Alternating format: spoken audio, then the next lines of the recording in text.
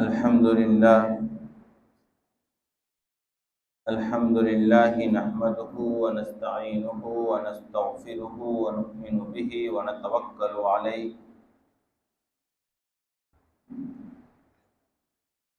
ونعوذ بالله من شرور أنفسنا ومن سيئات أعمالنا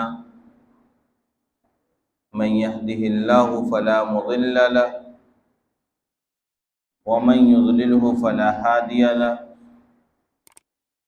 ونشهد أن لا إله إلا الله وحده لا شريك له ونشهد أن سيدنا ومولانا محمدا عبده ورسوله قال الله تبارك وتعالى وإن طائفتان من المؤمنين اقتتلوا فأصلحوا بينهما فإن بغت إحداهما على الأخرى تبغي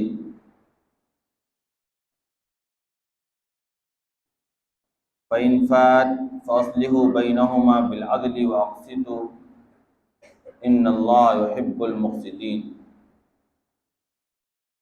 فإن فات فقاتلوا التي تبغي حتى تفيء إلى أمر الله فإن فات فأصلحوا بينهما بالعدل وأقسطوا إن الله يحب المقسطين إنما المؤمنون إخوة فأصلحوا بين أخويكم واتقوا الله لعلكم ترحمون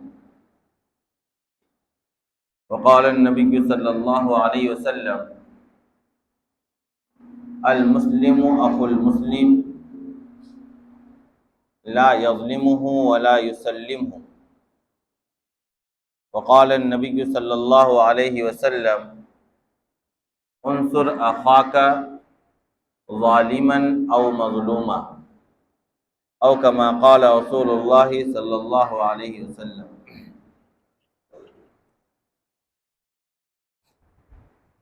محترم مصلیان کرام،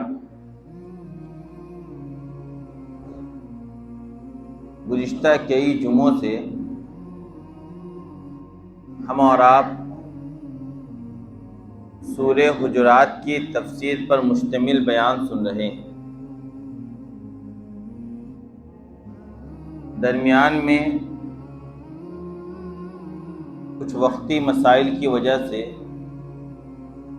دوسرے موضوعات پر بھی گفتگو ہوئی ہے، لیکن آج ہم لوگ پھر سورہ حجرات ہی کی طرف لوٹ رہے ہیں۔ میں نے آپ کو یہ بات بتلائی تھی کہ سورہ حجرات کے اندر معاشرتی اور سماجی زندگی کے متعلق بہت سی اہم رہنمائی اللہ تبارک و تعالیٰ نے انسانوں کو دی۔ اگر انسان بحیثیت ایک گروہ اور بحیثیت ایک جماعت سورہ حجرات میں موجود احکامات پر عمل کر کے زندگی گزاریں تو ایک بہترین معاشرہ ہمارے درمیان بڑھ سکتا ہے۔ کئی آیتوں کی تفسیر ہو چکی ہے، آج بھی میں نے 2 آیت تلاوت کی۔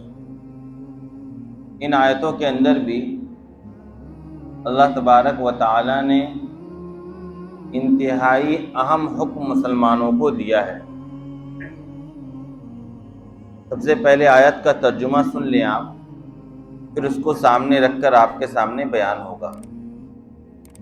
سورہ حجرات کی جو آیت ہے اس کے اندر یہ بات کہی گئی ہے کہ اگر مسلمانوں کے 2 گروہوں کے درمیان لڑائی اور جھگڑا ہو، مسلمانوں کے 2 گروہوں کے درمیان لڑائی اور جھگڑا ہو تو دیگر مسلمانوں پر سب سے پہلے یہ ذمہ داری عائد ہوتی ہے کہ وہ ان کے درمیان جھگڑا بند کروا کے ان کے درمیان آپس میں صلح کروا لیں۔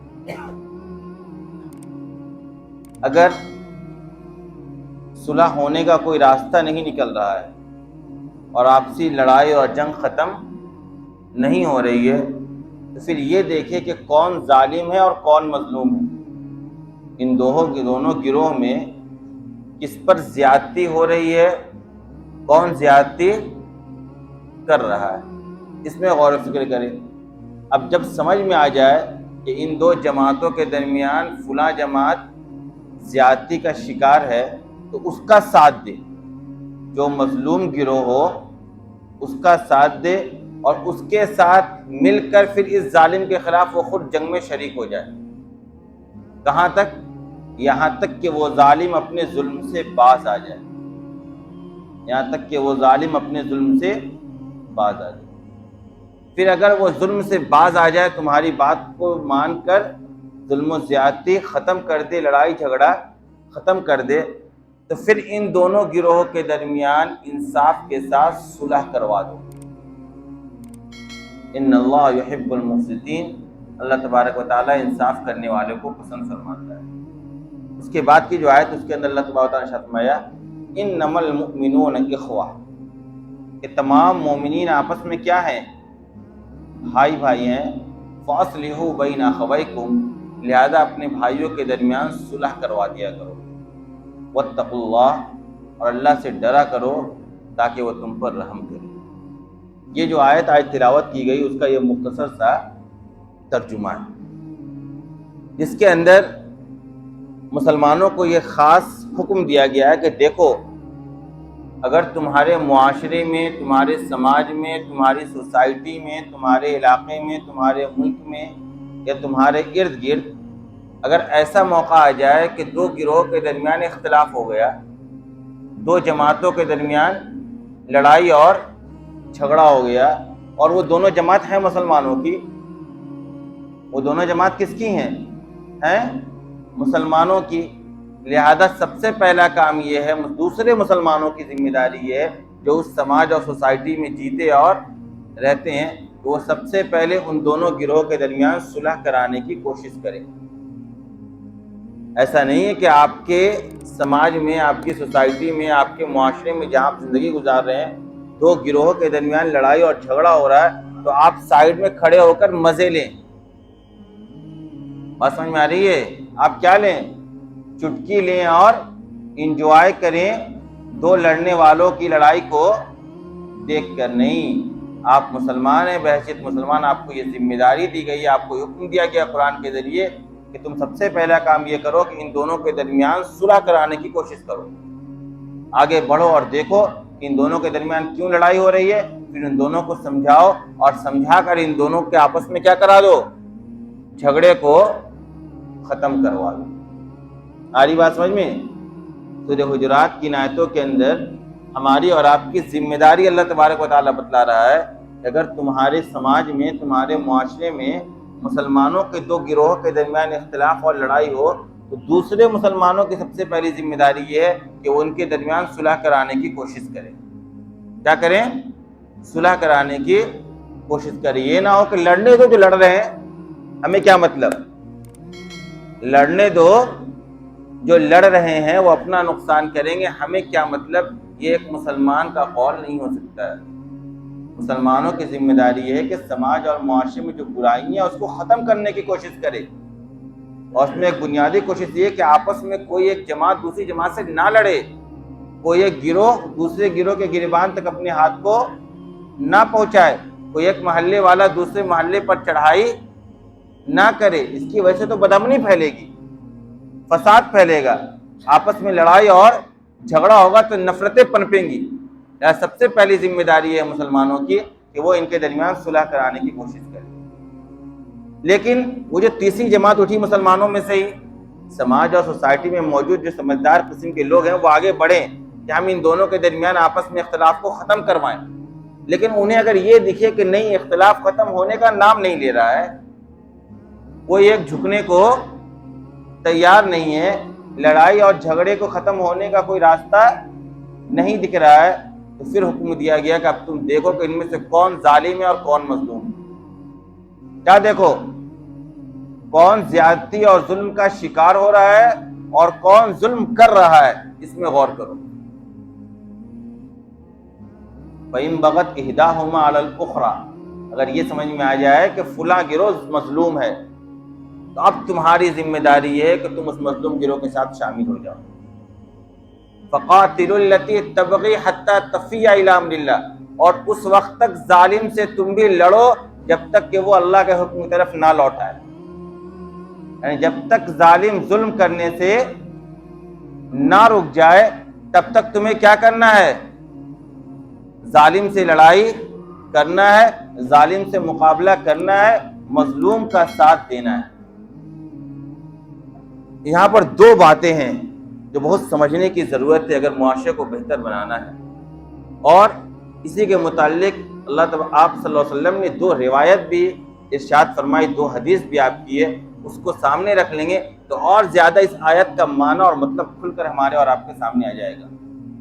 سب سے پہلی بات یہ ہے کہ یہ کہا گیا ہے کہ تمہیں ظالم کا ساتھ نہیں دینا ہے، کس کا ساتھ دینا ہے؟ مظلوم کا۔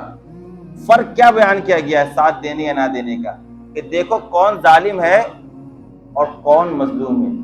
یہ نہیں کہا تمہیں ساتھ دینا اس کا جو تمہارا اپنا ہے۔ بات سمجھ میں آ رہی ہے؟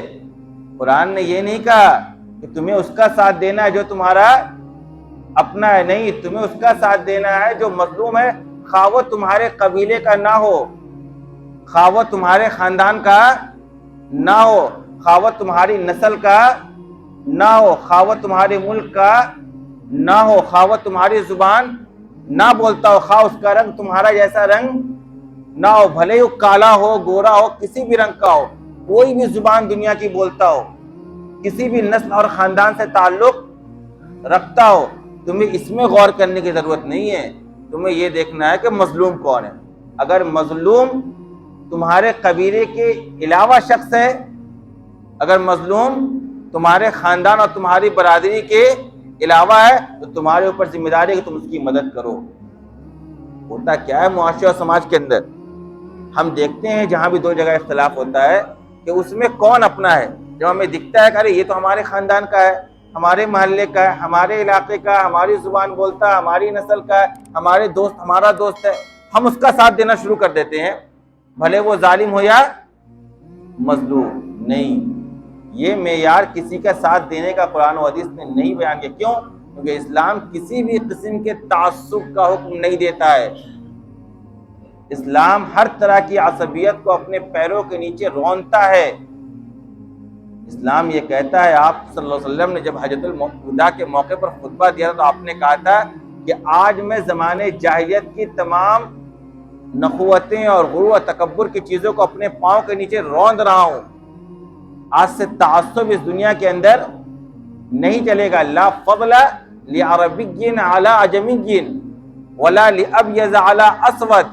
آپ نے کہا آج کے بعد کسی عربی کو کسی اجمی پر کوئی فضیلت نہیں ہے، اور نہ ہی کسی گورے کو کسی کالے پر فضیلت ہے، الا بالتقوی۔ اگر فضیلت کسی کو ہے تو صرف اور صرف تقوی اور پرہیزگاری کی بنیاد پر ہے۔ جو جتنا زیادہ متقی اور پرہیزگار ہوگا وہ اتنا زیادہ افضل ہوگا اللہ تبارک و تعالیٰ کی نگاہ میں۔ کون کس قبیلے سے تعلق رکھتا ہے اس کا کوئی مطلب ہی نہیں ہے اللہ کی نظر میں۔ اللہ یہ دیکھتا ہے کس کے دل میں ایمان کس درجے کا ہے، کون ہے جس کے دل میں میرا ڈر اور خوف ہے، کون اپنی زندگی میری شریعت کے مطابق گزارتا ہے۔ جو جتنا زیادہ متقی پرہیزگار ہوگا وہ اتنا ہی زیادہ اللہ تبارک و تعالیٰ کے قریب اور افضل ترین ہوگا۔ اللہ کے یہاں افضل ہونے کے لیے یہ معیار نہیں ہے کہ کس کے پاس کتنا پیسہ ہے، کون کس ملک سے تعلق رکھتا ہے، کون کون سی زبان بولتا ہے، کس کے رنگ کا چہرہ، کس کے چہرے کا رنگ کیسا ہے، اس سے کوئی فرق نہیں پڑتا۔ اسلام کسی قسم کی عصبیت کی اجازت نہیں دیتا، اور عصبیت نام ہی اسی کا ہے۔ عصبیت نام ہے کہ اپنے کا ساتھ دینا خواہ وہ ظالم ہی کیوں نہ ہو، اسی کا نام عصبیت ہے۔ کہ غلط ہونے کے باوجود آپ اپنی اولاد کا ساتھ دے رہے ہیں، غلط ہونے کے باوجود اپنی برادری کا ساتھ دے رہے ہیں، غلط ہونے کے باوجود اپنے ملک کا ساتھ دے رہے ہیں، غلط ہونے کے باوجود اپنی زبان بولنے والوں کا ساتھ دے رہے ہیں، نہیں، آپ کو ساتھ دینا ہے مظلوم کا، خواہ وہ مظلوم آپ کے خلاف ہی کیوں نہ پڑ رہا ہو، آپ کے قبیلے اور خاندان کا ہی کیوں نہ ہو۔ آئی بات سمجھ میں؟ یہ حکم دیا ہے کس نے؟ اللہ تبارک و تعالی نے سورہ حجرات کے اندر۔ اور میں نے یہ بات کہی کہ دو روایت کو سامنے رکھنا ہے۔ ایک روایت کے اندر آپ صلی اللہ علیہ وسلم نے کہا انصر اخاک ظالما او مظلوما، کہ اپنے بھائی کی مدد کرو خواہ وہ ظالم ہو یا مظلوم۔ صحابہ کرام نے کہا یا رسول اللہ، مظلوم کی مدد کرنا تو سمجھ میں آ رہا ہے، لیکن ظالم کی کیسی مدد کریں گے؟ مظلوم کی مدد کرنا تو سمجھ میں آ رہا ہے کہ اس کی مدد کی جائے، لیکن ظالم کی مدد کیسے کریں گے؟ آپ صلی اللہ علیہ وسلم نے ارشاد فرمایا ظالم کی مدد یہ ہے کہ اس کو ظلم سے روکو۔ کیوں؟ کیونکہ وہ ظلم کی وجہ سے اپنے آپ کو جہنم کا مستحق بنا رہا ہے۔ اسے بتاؤ کہ اس راستے کو چھوڑو، اپنے اس رویے کو ترک کرو، ظلم و زیادتی سے توبہ کرو، ورنہ تم جہنم کا اپنے آپ کو مستحق بنا رہے ہو۔ تم کس کے قریب ہو رہے ہو؟ جہنم کے، اللہ کے غضب کے، اللہ کے ناراضگی کے قریب ہو رہے ہو۔ یہ ظالم کو بتلاؤ، ظالم کے ساتھ یہی مدد ہے۔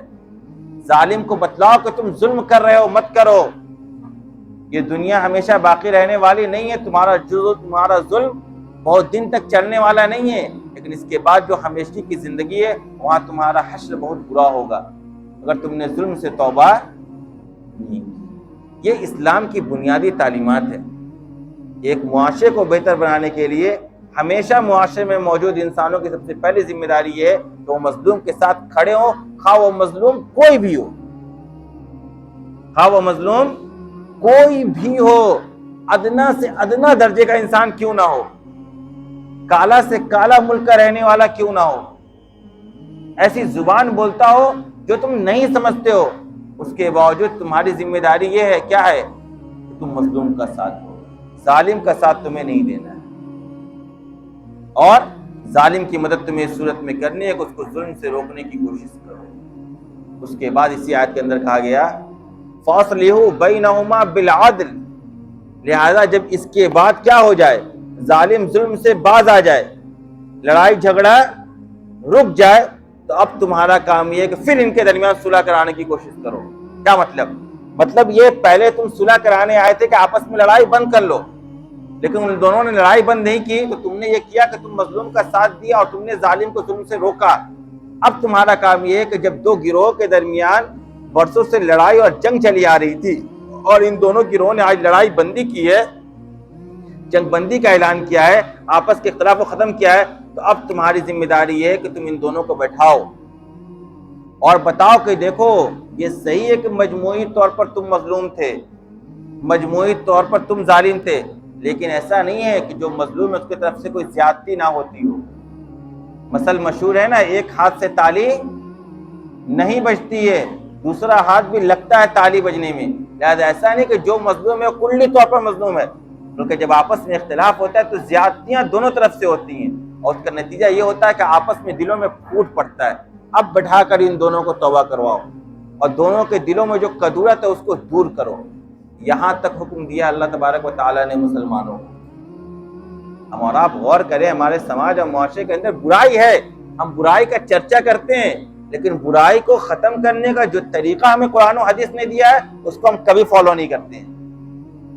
ہم یہ تبصرہ تو کرتے ہیں کہ مسلمانوں کو دو گروہوں میں اختلاف ہے، مسلمان آپس میں لڑ رہے ہیں اور جھگڑ رہے ہیں، مسلک کی بنیاد پر، مذہب کی بنیاد پر، علاقائی ہونے کی بنیاد پر، برادری کی بنیاد پر لڑائی اور جھگڑے پر تبصرہ تو ہے، لیکن ان لڑائی اور جھگڑے کو ختم کرنے کے لیے اسی معاشرے میں موجود دوسرے مسلمانوں کے اوپر جو ذمہ داری رکھی گئی ہے وہ ادا نہیں کرتے۔ جب آپ ادا نہیں کیجیے گا تو پھر سماج کے اندر اصلاح نہیں ہوگا، سماج کے اندر محبت پیدا نہیں ہوگی، سماج کی اصلاح ممکن نہیں ہے جب تک کہ سماج میں موجود دوسرے لوگ اصلاح کی فکر نہ کریں۔ آپ کا معاملہ کیا ہے نا کہ ہم دم دبا کر پیچھے بھاگے رہتے ہیں، ہم کوشش ہی نہیں کرنا چاہتے کہ کوئی اگر کسی میں اختلاف ہو گیا ہے، کسی علاقے میں، کسی محلے میں، کسی گروہ میں، کسی جماعت میں، تو ہم آگے بڑھ کر اس کو ختم کرنے کی کوشش کریں۔ لہذا کہا سب کچھ ہو جانے کے بعد بھی تم انصاف کے ساتھ ان کے درمیان صلح کرو اور جان لو ان اللہ یحب المقسطین۔ ہوتا یہ ہے، آپ دیکھیں گے ہمارے اور آپ کے یہاں سماج میں کہیں پنچایتی بیٹھتی ہے نا کسی مسئلے کو لے کر، تو انصاف پر کسی کو بھی دھیان نہیں ہوتا ہے، چپ کرا دیتے ہیں لوگ مظلوم کو، اے تم چپ رہو، تم چپ رہو، تمہارا ہم یہاں پر ابھی سیٹل کر رہے ہیں۔ ہوتا کیا ہمارے یہاں جو لوگ سماج میں اس طرح کام کرنے کے لیے آگے بڑھتے ہیں وہ خود فتنہ پرور ہوتے ہیں، انہیں اپنا مقصد ہوتا ہے چند پیسہ حاصل ہو جائے، تھوڑے سے دادا گیری ہماری قائم ہو جائے اور مظلوم کو چپ کرا دے، ظالم سے بھی کچھ پیسہ لے لے، مظلوم سے بھی کچھ پیسہ لے لے اور آپس میں ان کے درمیان کیا کروا دے، صلح کروا دے۔ یہ خود شیطان ہے، یہ خود شیطان ہے، اگر یہ شیطان نہیں ہوتا تو فاصلحوا بینہما بالعدل پر یہ عمل کرتا ہے، انصاف کے ساتھ ان کے درمیان صلح کرو۔ جب صلح کرانے بھی بیٹھو تو انصاف سامنے ہونا چاہیے، اللہ کا ڈر اور خوف ہونا چاہیے، یہ نہیں کہ میری برادری کا کسی طریقے سے بچا لیا جائے، بھلے اس نے غلطی کی ہے کسی طریقے سے بھی اس کو بچا لیا جائے۔ آپ یقین جانیے، آپ اگر ظالم کو بچا رہے ہیں نا تو آپ اس سماج پر بہت بڑا ظلم کر رہے ہیں۔ کیوں؟ کیونکہ گنہگار شخص کو، ظالم کو اگر سزا نہیں ملے گی، قانون کا اور اللہ کا ڈر اس کے دل و خوف میں پیدا نہیں ہوگا، وہ تو شیر ہو جائے گا گناہ کے معاملے میں، وہ تو جری ہو جائے گا، وہ تو یہ سمجھتا ہے کہ میرا کہیں مسئلہ پھنسے گا ہی نہیں، میں جہاں چاہوں گا، جس مجلس میں چاہوں گا، جس پنچایت میں چاہوں گا، اپنا فیصلہ اپنے حق میں کروا لوں گا۔ جب اس کا یہ ذہن بن جائے گا تو کیا سماج سے برائیاں ختم ہو سکتی ہیں؟ اسلام کے علاوہ جو دیگر مذاہب دنیا کے اندر بڑے بڑے پروٹیسٹ دنیا کے اندر کر رہی ہیں طرح طرح کے ظلم کو لے کر، لیکن کیا ظلم ختم ہو رہا ہے؟ خواتین کے خلاف زیادتیاں ختم ہو رہی ہے؟ آپ بتائیے۔ ہم اور آپ برسوں سے دیکھ رہے ہیں، پورے ملک میں احتجاج ہوتا ہے خاتون کے ساتھ استحصال ہوتا ہے تو، لیکن کیا وہ ختم ہو رہا ہے؟ کیوں نہیں ختم ہو رہا ہے؟ کیونکہ جو لوگ ختم کرنے کے لیے آگے بڑھ رہے ہیں وہی مخلص نہیں ہے۔ گورنمنٹ ہی نہیں چاہتی، کورٹ ہی نہیں چاہتا، پرشاسن ہی نہیں چاہتی، سماج اور سوسائٹی ہی نہیں چاہتا ہے کہ سماج سے برائی ختم ہو۔ تو جب تک سماج اور سوسائٹی میں موجود لوگ خود نہ کوشش کریں کسی برائی کو ختم کرنے کے لیے، تو اوپر سے کوئی فرشتہ آ کر برائی نہیں ختم کرے گا۔ بات سمجھ میں آ رہی ہے؟ اس کے بعد اللہ تبارک و تعالیٰ نے جو آیت نازل کی اس میں کہا انما المؤمنون اخوہ فاصلحوا بین اخویکم، کہ دیکھو تمام مومن آپس میں بھائی بھائی، تمہارا ایک مومن سے تمہارا جو رشتہ ہے وہ کلمہ لا الہ الا اللہ کی بنیاد پر ہے، لہذا فاصلحوا بین اخویکم، اپنے بھائیوں کے درمیان صلح کرانے کی کوشش کرتے رہو۔ یہ جملہ اس بات کی طرف اشارہ کر دیا کہ دیکھو ہم تمہیں کیوں کہہ رہے ہیں کہ جب اختلاف ہو تو مظلوم کا ساتھ دو، ظالم کا ساتھ نہیں دو، کیوں کہہ رہے ہیں کہ اپنے کا ساتھ مت دو اگر وہ غلط پر ہے، کیوں کہہ رہے ہیں کہ اگر غلط پر تمہاری برادری کے لوگ ہیں تو اس کا ساتھ مت دو، اس بنیاد پر کہ تمہارا ایک مسلمان سے تعلق برادری کی بنیاد پر، زبان کی بنیاد پر، نسل کی بنیاد پر، رنگ کی بنیاد پر نہیں ہے، تمہارا ایک مسلمان سے تعلق صرف اور صرف کلمہ لا الہ الا اللہ کی بنیاد پر ہے، اور جب کلمہ لا الہ الا اللہ کی بنیاد پر تم آپس میں بھائی بھائی ہو تو یہ بھی تمہارا بھائی جو تمہاری برادری کا ہے اور وہ بھی تمہارا بھائی جو تمہاری برادری کا نہیں ہے، یہ بھی تمہارا بھائی جو تمہاری زبان بولتا ہے اور وہ بھی تمہارا بھائی جو تمہاری زبان نہیں بولتا ہے، یہ بھی تمہارا بھائی ہے جو تمہاری رنگ اور نسل کا ہے اور وہ بھی تمہارا بھائی جو تمہارے رنگ اور نسل کا نہیں ہے۔ تمہارے آپس میں جو تعلق ہے وہ ایمان کی بنیاد پر ہے، جب ایمان کی بنیاد پر تعلق ہے تو پھر تم فیصلہ کرنے میں تعصب نہیں برتو گے، تمہیں کیا کرنا ہے؟ انصاف کی بنیاد پر فیصلہ کرنا ہے۔ کیوں؟ کیونکہ دونوں گروہ تمہارے بھائی ہیں، دونوں گروہ تمہارے بھائی ہیں، اور آپ صلی اللہ علیہ وسلم نے ایک حدیث کے اندر ارشاد فرمایا المسلم اخو المسلم لا یظلمہ ولا یسلمہ، مومن مومن کا بھائی ہے، مسلمان کا بھائی ہے، اور وہ اپنے دوسرے مسلمان پر نہ ظلم کرتا ہے نہ اس کو تنے تنہا چھوڑتا ہے۔ کیا مطلب؟ نہ ایک مسلمان اپنے مسلمان پر ظلم کرتا ہے، نہ اگر اس پر ظلم ہو رہا تو اس کو تنے تنہا چھوڑتا ہے، بلکہ ہمیشہ اس کے ساتھ کھڑا رہتا ہے۔ یہ وجہ ہے کہ آپ دیکھتے ہیں دنیا بھر میں کہیں بھی کوئی مسئلہ ہوتا ہے تو مسلمان احتجاج کرتا ہے دنیا بھر کے اندر، اسی حدیث کی بنیاد پر آپ کو یہ حکم دیا گیا کہ آپ مظلوم کا ساتھ دیں ہر حال میں، آپ زبان سے دے سکتے ہیں زبان سے دیں، ہاتھ سے ظالم کو روک سکتے ہیں ہاتھ سے روکیے، پاور سے ظلم کو روک سکتے ہیں پاور سے روکیے، اپنی تحریر سے ظالم کو روک سکتے ہیں تحریر سے روکیے۔ برائی کو برائی کہنے کا مادہ مسلمانوں کے اندر ہونا چاہیے۔ مسلمان وہ قوم نہیں ہے جو ظالم کے سامنے جھک جائے، مسلمانوں کے بزدلی قرآن و حدیث نے سکھائی نہیں ہے، مسلمان نے ظلم کی کہیں بھی حوصلہ افزائی نہیں کی ہے، ہمیشہ کہا ہے تمہارا ساتھ مظلوم کے ساتھ ہونا چاہیے، اور جب کہیں پر کسی پر بھی ظلم ہو دنیا کسی کونے پر کسی بھی مسلمان پر تو تمہیں کھڑے ہونا ہے۔ بلکہ اسلام تو حکم دیتا ہے، قرآن کریم کی آیت ہے من قتل نفسا بغیر نفس او فساد فی الارض فکأنما قتل الناس جميعا، کہ کوئی اگر کسی انسان کو کہیں پر بھی قتل کرتا ہے یا کہیں فساد مچاتا ہے تو گویا وہ پوری دنیا میں فساد مچا رہا ہے۔ مطلب کیا ہے؟ اسلام انسانیت کی بنیاد پر تعلیم دے رہا ہے کہ تمہارا ایک دوسرے کا ساتھ دینا انسانیت کی بنیاد پر ہونا چاہیے، صرف مذہب کی بنیاد پر، صرف برادری کی بنیاد پر، صرف زبان کی بنیاد پر، صرف رنگ و نسل کی بنیاد پر نہیں ہونا چاہیے۔ یہ حکم ہمیں اور آپ کو قرآن کریم کی اس آیت نے دیا کہ جب بھی دو گروہ کے درمیان اختلاف ہو تو پہلا کام ہے صلح کرواؤ، صلح کا راستہ نہیں نکلتا ہے، مظلوم کے ساتھ کھڑے ہو جاؤ۔ اس کے بعد جب ظالم ظلم سے باز آ جائے تو پھر ان دونوں کے درمیان جو دلوں میں کدورت اور نفرت اس کو ختم کرو، اور اس بنیاد پر کرو چونکہ تمام مومن آپس میں بھائی بھائی ہو۔ جب بھائی بھائی ہو تو تقاضا یہ ہے تمہارے ایک مومن کے بھائی ہونے کا، اس پر ظلم نہ ہو، کوئی ظلم کر رہا تو اس کا ساتھ دو۔ یہ ایک بحیثیت مومن ہونے کی، ایک سماج اور معاشرے کے اندر امن باقی رکھنے کے لیے ہر ایک مومن کے اوپر یہ ذمہ داری قرآن و حدیث نے دی۔ لہٰذا ہم اور جب قرآن و حدیث کی آیتوں کے اندر غور کر کے سمجھ کر زندگی گزاریں گے تو ہمارا معاشرہ بہتر ہوگا۔ ہم نے اور آپ نے دین کو چند چیزوں کا نام سمجھ رکھا ہے، حالانکہ میں کئی مرتبہ کہہ چکا ہوں اسلام پورا نظام الحیات ہے، زندگی جینے کا طریقہ، کھانے کا طریقہ، سونے کا طریقہ، اٹھنے کا طریقہ، یہاں تک کہ بیت الخلاء جانے اور اس سے نکلنے کا طریقہ، غسل کرنے کا طریقہ، سماج میں رہنے کا طریقہ، معاشرے میں رہنے کا طریقہ، یعنی جو بھی طریقہ آپ کو جاننا ہے اسلام نے اس کی رہنمائی آپ کو کی ہے۔ آپ صلی اللہ علیہ وسلم نے اپنے عمل کے ذریعے زندگی کے ہر شعبے کے لیے رہنمائی کی ہے۔